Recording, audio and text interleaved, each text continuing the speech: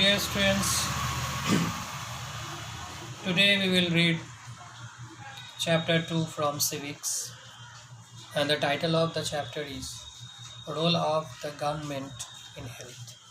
मतलब स्वास्थ्य के क्षेत्र में सरकार का क्या योगदान है, सरकार किस तरह से भूमिका निभाती है, अपनी भूमिका निभाती है देश के लोगों के स्वास्थ्य में, देश को कैसे स्वस्थ रखा जाए।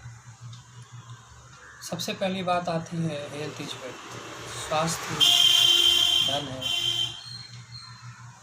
और ज़िंदगी में हमेशा इंसान के लिए सबसे ज़्यादा कीमती चीज़ स्वास्थ्य होती है। स्वस्थ का मतलब ये होता है कि इंसान किसी भी बीमारी से, किसी भी चोट से, किसी भी प्रकार के घाव से या किसी भी तरह की तकलीफ़ से मुक्त हो, वो इंसान स्वस्थ कहलाता है। अब इसमें कह रहा है beside diseases there are many factors like pollution और malnutrition which affects our health. जरूरी नहीं है कि बीमारी की वजह से ही हम लोग बीमार पड़ते हैं या स्वस्थ रहते हैं। पॉल्यूशन, जो प्रदूषण जिसे हम लोग कहते हैं, वो भी एक बहुत बड़ा कारण है। और कुपोषण, न्यूट्रिशंस नहीं मिलने की वजह से, न्यूट्रिशंस फूड्स नहीं मिलने की वजह से मैलन्यूट्रिशन हो जाता है बच्चों में या बड़ों में भी होता है मैलन्यूट्रिशन, ये भी बीमारी का कारण है। इसके अलावा मानसिक तनाव, जो आज हम लोग देख रहे हैं भारत में या पूरे वर्ल्ड में, लोगों के सर पे काम का इतना सारा प्रेशर है, इतना ज़्यादा बोझ है, वो खुद को रिलैक्स नहीं कर पाते हैं और उनके पास इतना वक्त नहीं होता है कि काम करने के बाद वो खुद को उतना रेस्ट दे सकें और मेंटल पीस वो गेन कर सकें। इससे भी वो परेशान रहते हैं। तो जिनके पास मानसिक तनाव है, जो डिप्रेशन का शिकार है, हाइपरटेंशन का शिकार है, वो भी स्वस्थ नहीं कहा जा सकते, वो भी बीमार की ही गिनती में आएंगे। अब हम लोग इसमें देखेंगे कि जैसे भारत है,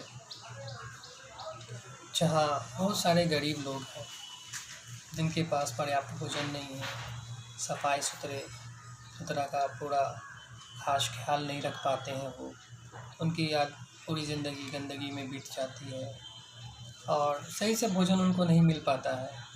तो भारत जैसे देशों में स्वास्थ्य एक बहुत बड़ी समस्या है, जिसको बनाए रखने के लिए सरकार को हमेशा मदद करनी पड़ती है लोगों की, और हमेशा तत्पर रहना पड़ता है और अच्छी से अच्छी व्यवस्था बहाल करने की कोशिश सरकार को करनी पड़ती है। भारत में ऐसे तो सरकार की तरफ से बहुत सारे सर्विसेज चलाए जाते हैं, गवर्नमेंट सर्विसेज सेवाएं देती हैं, लेकिन उनमें सबसे ज़्यादा महत्वपूर्ण सेवा है स्वास्थ्य सेवाएं, क्योंकि जब नागरिक स्वस्थ होंगे तभी देश तरक्की करेगा और डेवलपमेंट की तरफ हम लोग बढ़ सकते हैं और हमारा देश प्रोग्रेस करेगा। जब लोग स्वस्थ ही नहीं रहेंगे तो देश फिर कैसे आगे बढ़ेगा, कैसे तरक्की कर सकता है। तो ये सबसे बड़ा एक कंसर्न है गवर्नमेंट के लिए, सबसे महत्वपूर्ण इम्पोर्टेंट कंसर्न हो जाता है कि इस पे गवर्नमेंट को हमेशा नई नई नीतियाँ बनानी पड़ती हैं, नए नए योजना बनाते हैं और चाहते हैं कि हमेशा एक बेहतर हेल्थ केयर फैसिलिटी प्रोवाइड करें लोगों को। लेकिन जैसा कि हम लोगों को पता है कि एक कॉमन कंसेप्शन बन गया है लोगों के मन में कि सरकारी अस्पताल में जो है सो सेवाएं अच्छी नहीं दी जाती हैं, इसलिए लोग प्राइवेट सेक्टर्स, प्राइवेट डॉक्टर्स के पास, प्राइवेट हॉस्पिटल्स के पास जाते हैं। दूसरी सबसे बड़ी परेशानी ये है कि ये जो धारणा लोगों के मन में बनी है, इसका कारण क्या है? इसका कारण खुद सरकारी सेवक हैं और सरकार के जो स्वास्थ्यकर्मी हैं, सरकारी संस्थाओं में काम करने वाले जो कर्मी हैं, उनकी लापरवाही और वो जो ख्याल नहीं रखते हैं लोगों का, ये सबसे बड़ा कारण है। अब दूसरी बात ये आती है कि ठीक है, लोगों के मन में डिससेटिस्फैक्शन है हेल्थ सेक्टर्स को, गवर्नमेंट हेल्थ सेक्टर्स को लेके, गवर्नमेंट हेल्थ फैसिलिटीज़ को लेकर, गवर्नमेंट हेल्थ सर्विसेज को लेकर कि सरकारी अस्पतालों में वो सुविधाएं नहीं दी जाती हैं, डॉक्टर्स अच्छे से नहीं देखते हैं। तो ये सोचकर पैसे वाले तो प्राइवेट डॉक्टर्स के पास जा सकते हैं, प्राइवेट हॉस्पिटल्स में अपना इलाज करवा सकते हैं, लेकिन सबसे बड़ा मुद्दा उन लोगों के लिए है जो हमारे देश में एक सबसे बड़ा तबका गरीबों का है। गरीब प्राइवेट डॉक्टर्स के पास, प्राइवेट हॉस्पिटल्स में नहीं जा सकते हैं, और अगर जाएंगे भी तो वहाँ का खर्च वो बियर नहीं कर सकते हैं।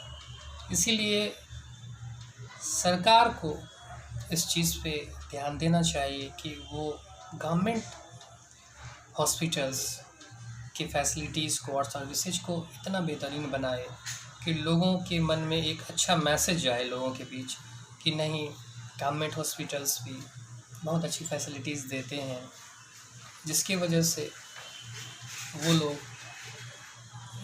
कोशिश करें कि गरीबों को अच्छी फैसिलिटी दे सरकारी अस्पतालों में, ताकि गरीब लोगों को भी अच्छी सुविधाएं मिल पाएँ। और गरीब ही क्यों, पैसे वाले भी गवर्नमेंट हॉस्पिटल में जाकर अपना इलाज करवाएं, क्योंकि सरकार सारी फैसिलिटीज़ देती है। अब इसमें कह रहा है कि in order to provide adequate health care it is necessary to provide health facilities like health centre, hospitals, laboratories for test, blood banks. अब अच्छी फैसिलिटीज़ के लिए अच्छे हॉस्पिटल्स होने चाहिए, हेल्थ सेंटर्स होने चाहिए, लेबोरेटरीज होने चाहिए टेस्ट के लिए, ब्लड बैंक्स होने चाहिए। और running these facilities we need qualified doctors and nurses. अब इन सब चीज़ों को चलाने के लिए हमें क्वालिफाइड डॉक्टर्स की ज़रूरत होती है, जो हैं हमारे पास, कमी नहीं है क्वालिफाइड डॉक्टर्स की हमारे पास, बिल्कुल है। मेडिसिन्स भी हैं, इक्विपमेंट्स भी हैं, किसी चीज़ की कोई कमी नहीं है। लेकिन चाहे सबसे बड़ी बात ये होती है कि सरकार जो पैसे खर्च करती है वो पैसा सरकारी संस्थाओं तक कितना पहुंच पाता है, या बीच में ही वो पैसा खा लिया जाता है। ये सबसे बड़ा इशू है। In India health is a matter of concern.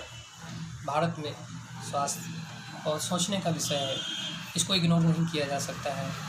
इस पर सरकार को हमेशा कड़े रुख अपनाने की ज़रूरत होती है, लेकिन सरकार अनफॉर्चुनेटली, ये हमारा दुर्भाग्य है कि सरकार पूरे भारत में स्वास्थ्य सेवाओं को अगर देखा जाए, सरकारी स्वास्थ्य सेवाओं को, सरकारी संस्थाओं को, तो सरकार उस पर बहुत ज़्यादा ध्यान नहीं देती है।